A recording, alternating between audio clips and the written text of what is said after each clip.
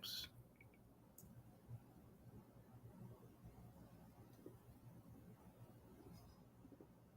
Hello, everybody. Welcome to Live at 5 with me, LuzCelenia. Happy Mother's Day to all. I hope you are having a good day. I hold space for all of you who might also feel that or be feeling, any kinds of way except celebratory for whatever the reason. You and your feelings are valid as well. Um, so, wherever you are in the midst of a celebration or not celebrating or avoiding or processing, um, I stand with you. And it is the end of my 14 days of Live at 5 moving forward. I will be doing Live at 5, just not every day. So stay tuned for the announcement for when I'm going to be doing it moving forward. But I wanted to talk a little bit more about what Dear Mama we've been preparing for. Dear Mama, Healing the Mother Wound, Healing Circle on Saturday, May 27th. Of course, you can buy your ticket at www.LuzCelenia.com/Dear Mama. It's on the screen for YouTube and Facebook, Instagram. Go to my bio. It is literally the first link in the links in my bio for you to buy your ticket. And I was meditating about how I wanted to, or exactly I wanted to share today. And I read something that I thought would be a great entry point into our conversation. And so, oh shit, I'm sorry, y'all. It is not showing up the way I wanted it to on Instagram. So I will stop sharing and I will just read it. So this is from an article on Substack by Crystal Sage, to the unmothered on Mother's Day. I know today is hard for many. Things with my mom have been less than stellar over the years, and she's always urging me to talk about it. I never want to because we are in such a peaceful place that it feels disingenuous. She continues to remind me that healing isn't easy and more people could learn from it. So I'm writing this for her and us and all of you. Unmothered is not a state, it is a feeling. She calls, but she doesn't listen. She listens, but she doesn't understand. She sends gifts, but they don't fit. She remembers, but from her perspective. She holds your hand with a ledger in the other of what she's done for you. She's a witness to your story as long as she's the main character. She's on the front row as long as your spotlight hits her too. Welcome to the Unmothered Club. It almost feels motherless, doesn't it? Adulthood likely thrust you into a space where you notice this through the journey of others. You see the long Mother's Day post about these ladies you only thought were on Hallmark.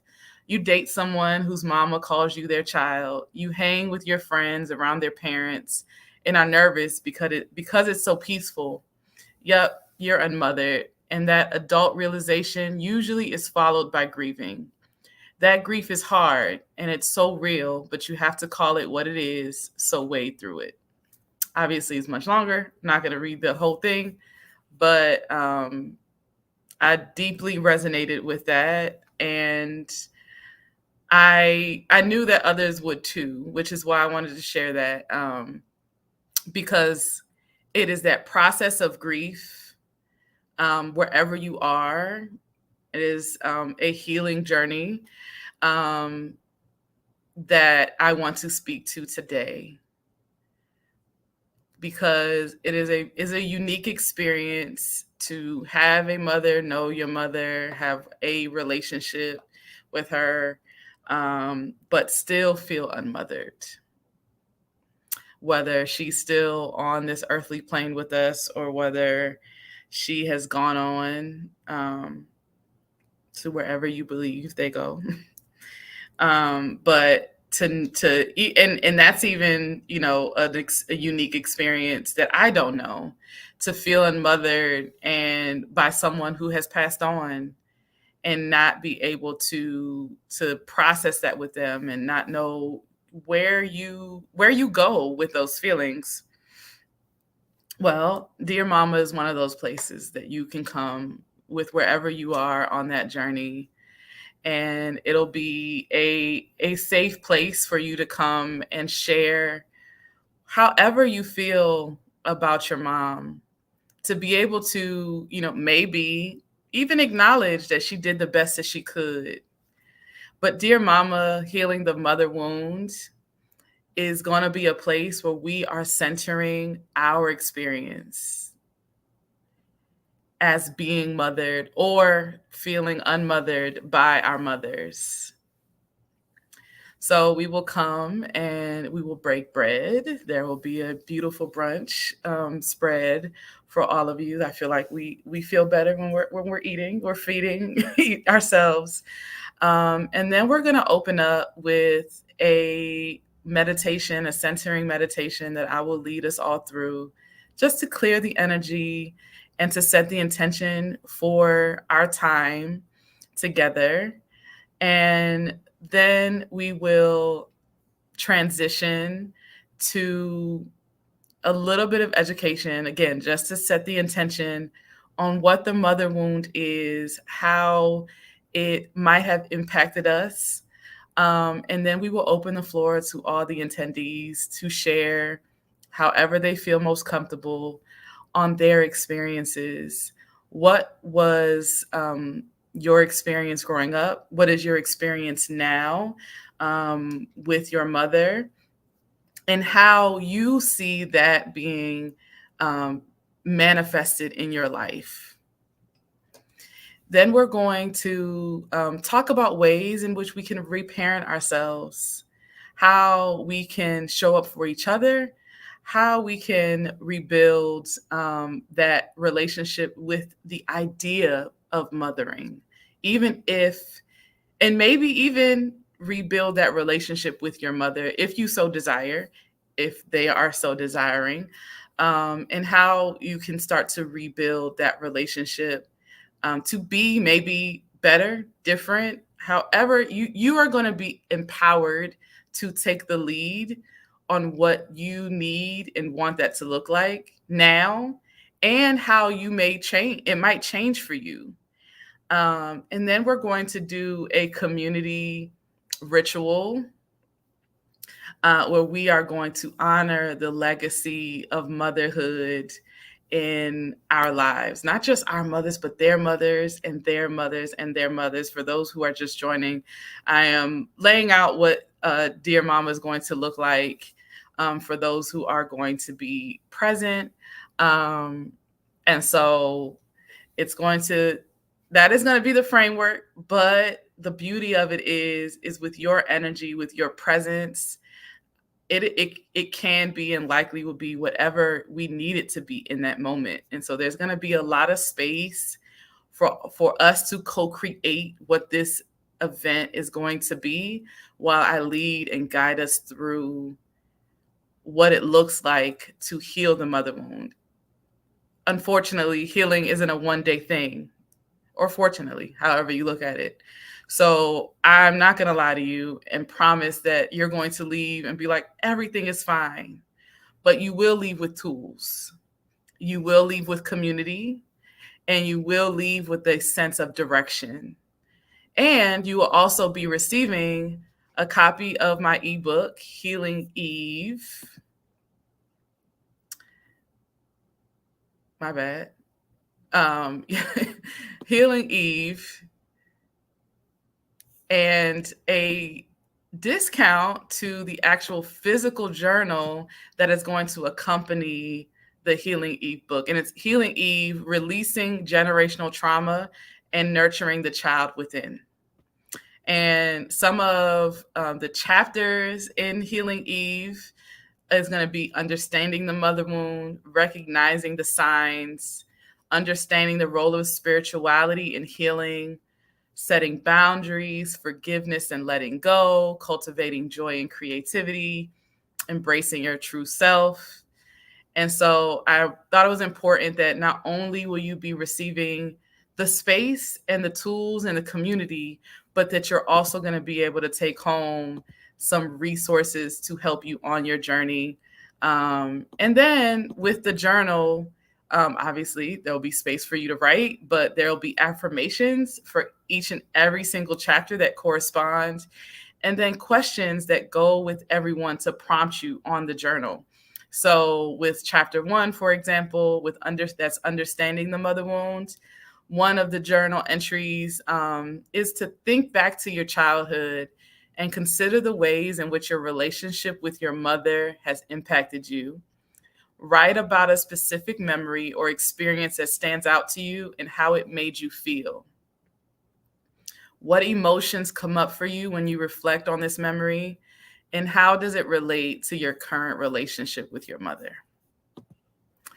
And so, journaling, affirmations, meditations have all been tools that have been so helpful to reflect, to learn, to use as information on how I want to be able to move forward, which is also why it's important, and it was important for me to include a chapter on setting boundaries, because all of that information helps to inform how we set boundaries for one, first ourselves, those boundaries and how we show up in those relationships, not just with our mother, but with ourselves, with other people, with our children, with our coworkers, etc.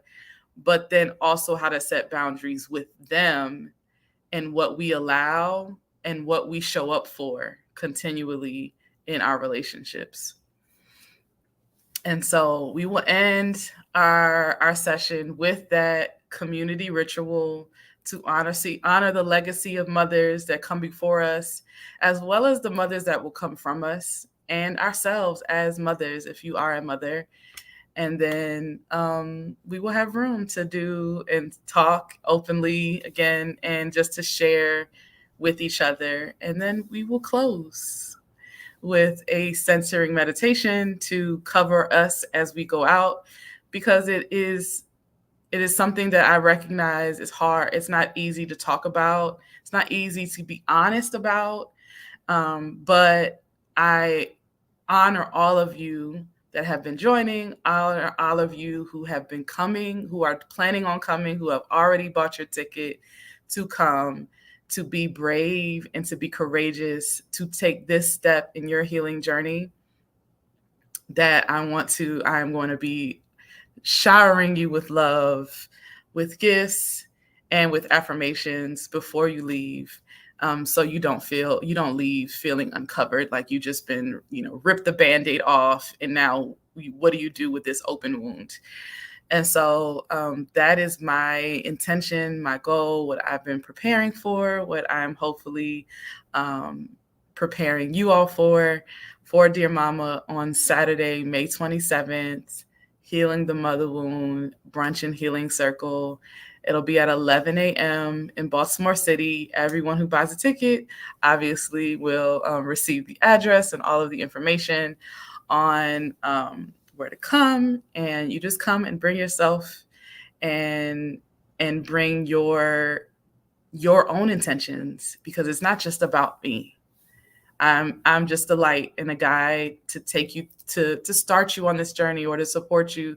Maybe you are already on this journey and you're looking for support because you feel alone, and healing can feel very lonely, especially if you are the only or one of the few in your life who have committed to this journey. And so thank you so much for joining every single day, watching the replays, your messages, your calls, your DMs, your likes. Thank you for sharing. I appreciate you all so much. I love you, and I hope you enjoy the rest of your day. Of course, I didn't receive, actually, I'm sorry. There were 2 more questions that I got. I told you guys I would answer any questions. And if you are all are here and you have questions, put them in the chat and I will answer them before I jump off. So the last two questions that I got was, what bends your mind every time you think about it? I was like, that's an interesting way to put it. What bends your mind every time you think about it?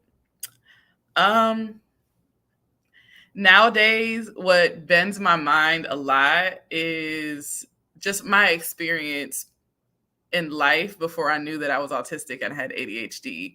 And now that I have that awareness about myself, I can look back at those experiences and be like, oh shit, I didn't realize. The most recent one was conversation, well, actually a training that I was in with my church about the framework that our church uses to teach. And it's more conversational based versus lecture based. And they were talking about how to ask questions to get people to open up, to get to spark the conversation. And that, most people like talking about themselves. And so you ask open-ended questions versus like fact-based questions or yes or no questions. And it was something about the way they communicated that just kind of burst a bubble. And I'm like, oh, that's why certain people in my life in the past have felt like I was self-centered, because I don't generally ask questions. And it's not because I don't care. It's because I feel it's intrusive. And I honor people just being honest and sharing what they want to share with me instead of feeling, because I felt like me asking was prying. And neurotypical people overwhelmingly may have been feeling and likely have felt and have told or communicated to other people that I just cared about talking about myself, when really what happens with most of my neurodivergent friends throughout the years is realizing that we were able to just exchange, where they're sharing and I'm talking about my experiences. And a lot of times, and I've asked them like, oh no, I don't think that you're talking about yourself. I see you as trying to, as sharing your experience, as relating, and realizing that I was missing a lot of context clues because neurotypical people don't communicate like that. And so there was a moment of grief, like, oh my God, all these relationships that I potentially do not, that I don't have anymore. And that it comes from that misunderstanding because we're both communicating differently, and they're assuming that I am self-centered and I am assuming that I'm being respectful. And so yeah, that has been bending my mind a lot lately, and having grace for myself, but also being open to learn that, how to communicate to those people who have that difference, in the hopes and prayer that they will also, as they learn that I'm autistic and have ADHD, that they will also have the same kind of grace for me. We'll see. The last question that I received was, what's your earliest memory? So when I thought about this, and I got this the other day, my earliest memory is being in Ohio, living with my grandparents, and I didn't really play with dolls in the traditional sense, where it's like, this is, give them names and they're talking. I would create scenes. I would like take whatever toys that I had, and we had a front door with like the linoleum floor that nobody ever used the front door. So I was able to use that space because nobody was coming through, and I would just create scenes and like diorama kind of situation where like the house and people and this and the other, but it was never like role playing kind of playing. And so that's one of my earliest memories of being a child in my grandparents' house. And, I think we couldn't go outside. Ohio, Defiance is on the west side of Ohio. And it's about an hour from Fort Wayne, Indiana, if you know anything about the area. And so I think it was probably like winter time and it was snowing, so we couldn't go outside. And we didn't have no TV. I didn't grow up with a TV at all. So we had to learn how to, entertain ourselves. And that's how I did. I would just kind of put the dolls in little scenes.